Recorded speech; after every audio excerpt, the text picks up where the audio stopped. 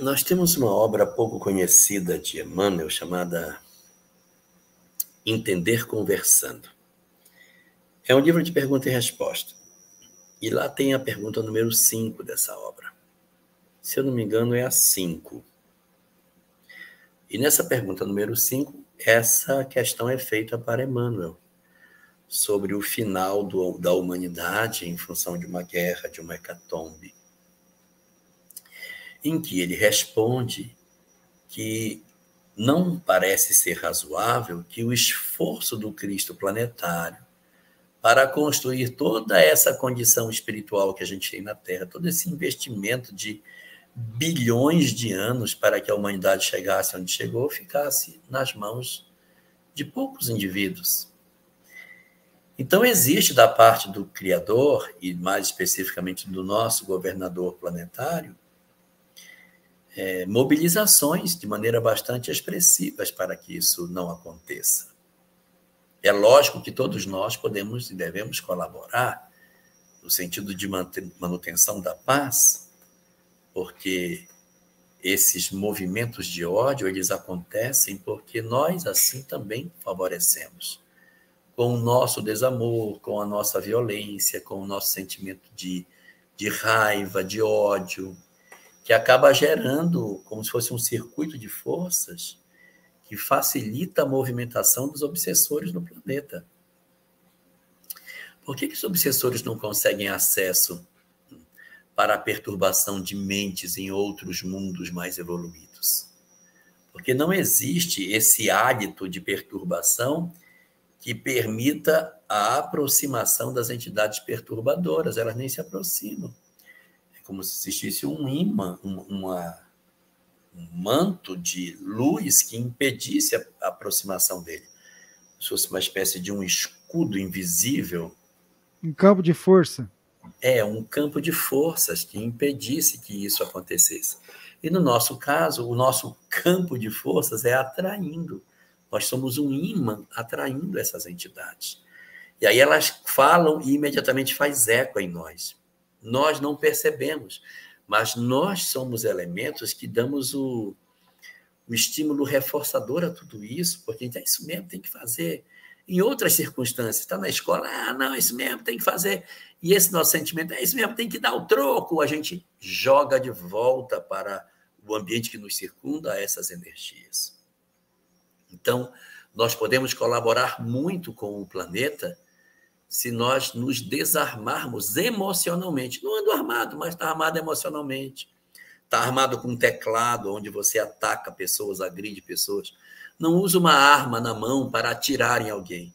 Mas eu faço muito mais vítimas com o teclado que eu tenho, com a maneira como eu me posiciono nas redes sociais. Daí, o que a gente precisa ver? Que, embora nós não estejamos diretamente envolvidos nesse conflito, do ponto de vista territorial, nós estamos profundamente envolvidos do ponto de vista energético. Nós somos indivíduos que somos todos interligados. E o nosso pensamento, as nossas ideias, elas se retroalimentam com o pensamento dos outros. Qual é o sentido, então, de tudo isso que eu estou dizendo? É que existe um fenômeno real e objetivo de conflito no planeta hoje. Está acontecendo. Nesse momento, pessoas estão perdendo a vida. Pessoas estão tendo suas vidas destroçadas. Por interesse de poucos, muitos estão sendo atingidos. Mas a humanidade pode fazer uma mudança nesse sentido. Nós podemos, de alguma maneira, tentar conter a sanha do mal, a sanha da guerra, da violência e do desamor. Podemos, sim, nós podemos fazer. Não através das armas da violência, necessariamente, mas nos desacoplando do círculo vicioso do ódio que muitas vezes nós acabamos alimentando. Então, as orações, pensamento positivo, a perspectiva de nós colaborarmos, até nos manifestarmos, se for o caso, como cidadão, se isso for tido como algo positivo, sem o interesse de ser uma confrontação de ódio, ou seja, se você quer se manifestar politicamente por alguma coisa, manifeste-se. Mas sempre que você se manifestar nas ruas ou em algum outro lugar, manifeste-se sempre por amor a alguma coisa. Nunca se manifeste por ódio a alguma coisa. Se você vai para uma manifestação, pergunte: eu vou me manifestar por amor a algo ou por ódio a algo? Se for por ódio, não vale a pena ir. Mas se for por amor, então vá. Então, se for por ódio aos governantes, que você está com ódio deles, não vá. Mas se for em favor do amor que você tem pelas criaturas que precisam ser cuidadas, então vá.